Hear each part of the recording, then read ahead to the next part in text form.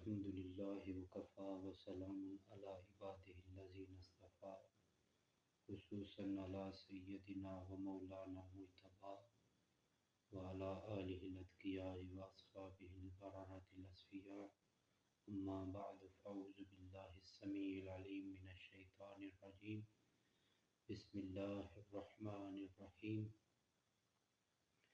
ولمن خاف مقام ربه جنتان صدق الله مولانا العظيم وبلغنا رسوله النبي الكريم الأمين اما بعد معزز سامعین، میرے دیکھنے سننے والے ناظرین، السلام علیکم ورحمۃ اللہ وبرکاتہ۔ آج جو میرا موضوع گفتگو ہے وہ ہے خدا کا خوف انسان کے دل کے اندر جب موجزن ہوتا ہے تو انسان کے اندر کون کون سی تبدیلیاں رونما ہوتی ہیں۔ معزز سامعین، حضور تاجدار کائنات صلی اللہ علیہ وآلہ وسلم، آپ کے ایک صحابی ہیں حضرت ثعلبہ، جن کو حضور تاجدار کائنات صلی اللہ علیہ وسلم نے کسی کام کی غرض سے بھیجا، تو وہ جب رستے میں جا رہے تھے، گزر رہے تھے، تو انہوں نے ایک عورت کو اس حال میں دیکھ لیا جس نے دیکھنا نہیں چاہیے تھا۔ اب دل کے اندر یہ خوف پیدا ہوا کہ حضور تاجدار کائنات کے پاس جب جاؤں گا تو کون سا منہ لے کے جاؤں گا۔ اگر حضور نے پوچھ لیا، اگر اللہ کی طرف سے یہ وحی آ گئی کہ ثعلبہ منافق ہو چکا ہے تو میرا بنے گا کیا۔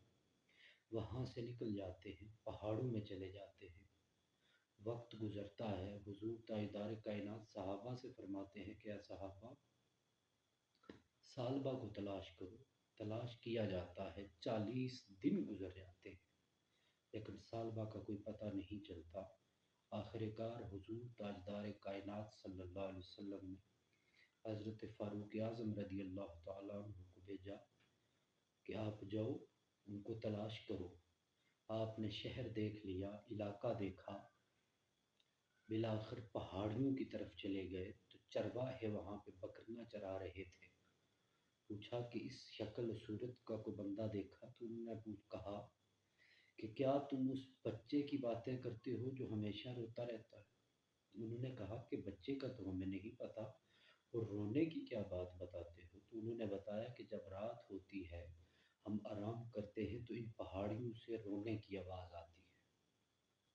کوئی بچہ رو رہا ہوتا ہے، اور صبح ہوتی ہے وہ ہمارے پاس کبھی کبھار آ جاتا ہے، دودھ پی لیتا ہے، پھر واپس چلا جاتا ہے۔ ہم پوچھتے ہیں تو حضرت فاروق اعظم نے پوچھا کہ کیا وہ آ جائے گا؟ انہوں نے کہا اس کا آنے کا وقت تو یہی ہے، اسی وقت وہ آتا ہے۔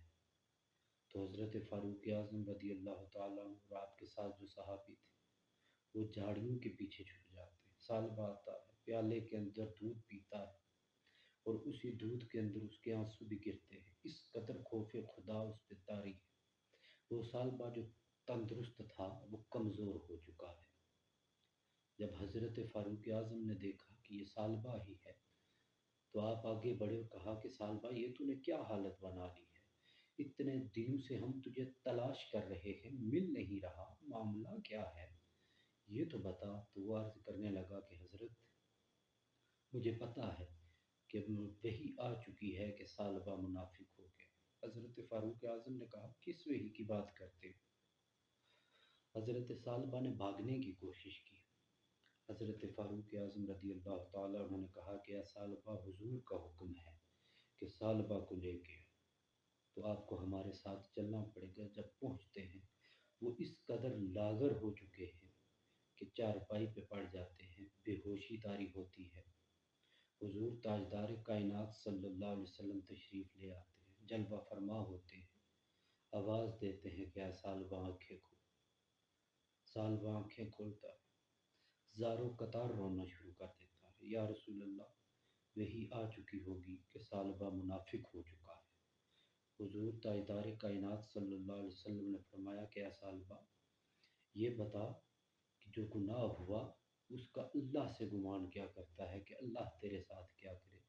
تو عرض گزار ہوئے حضور اللہ سے یہی امید رکھتا ہوں، یہی امید ہے کہ اللہ میرے گناہ کو معاف فرمائے۔ حضور نے فرمایا جس طرح تو اللہ سے جو امید رکھ رہا ہے تو ویسا ہی اس کو پائے گا۔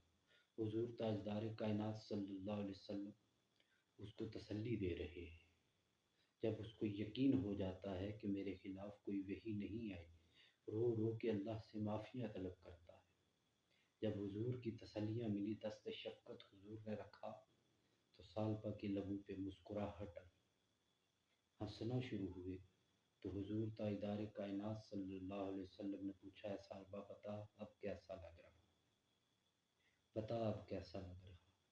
تو سالبہ عرض کرتے ہیں یا رسول اللہ ایسا لگتا ہے کہ ہزاروں کیڑے میرے جسم کے اندر رینگ رہے ہیں، مجھے کھا رہے ہیں، مجھے اس قدر تکلیف ہے۔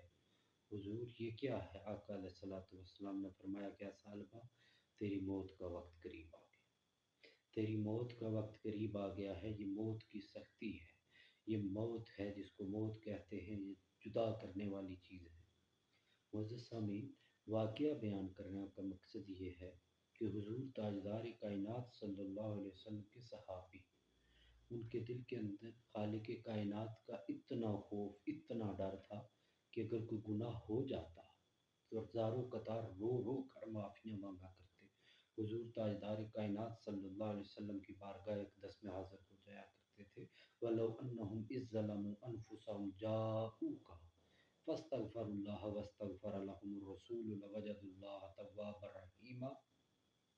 صحابہ کو پتہ تھا کہ جو بھی مسئلہ ہوگا، اگر کوئی گناہ کر بیٹھتے ہو، اپنی جانوں پہ ظلم کرتے ہو تو حضور کی بارگاہ میں چلے جاؤ۔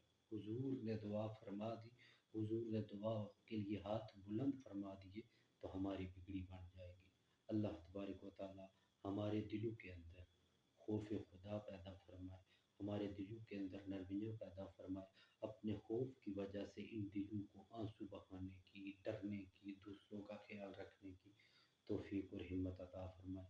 وما توفیق